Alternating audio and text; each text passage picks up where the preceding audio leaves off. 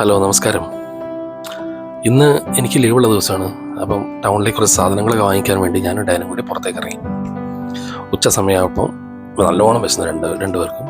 അങ്ങനെ ഭക്ഷണം കഴിക്കാൻ വേണ്ടി ബോംബേട്ടിൽ കയറി. ബോംബേട്ടിൽ പോകാനൊരു കാരണമുണ്ട്. എന്നുവെച്ചാൽ കോഴിക്കോട് സിറ്റിയിൽ ഏറ്റവും നല്ല ബിരിയാണി കിട്ടുന്ന മട്ടൻ ബിരിയാണി കിട്ടുന്ന ഹോട്ടൽ ബോംബെ ഹോട്ടലാണ്. അപ്പോൾ അത് ആഗ്രഹിച്ചിട്ട് ഞാൻ ബോംബേട്ടിലേക്ക് പോകാമെന്ന് പറഞ്ഞു. ഓക്കെ. ഡാനയാണെങ്കിൽ ബിരിയാണി അങ്ങനെ കഴിക്കാറില്ല. അവളെ ചോറ് ഓർഡർ ചെയ്ത് കൂടെ ഒരു ചെമ്മീൻ ഫ്രൈ ഓർഡർ ചെയ്തു. ഞാനാണെങ്കിൽ മട്ടൻ ബിരിയാണി ഓർഡർ ചെയ്തു. ആർത്തിയോടുകൂടി കഴിക്കാതിരുന്നാണ് രണ്ടുപേരും. പക്ഷേ എന്താ പറയുക, ഫുഡ് വളരെ മോശമായിരുന്നു.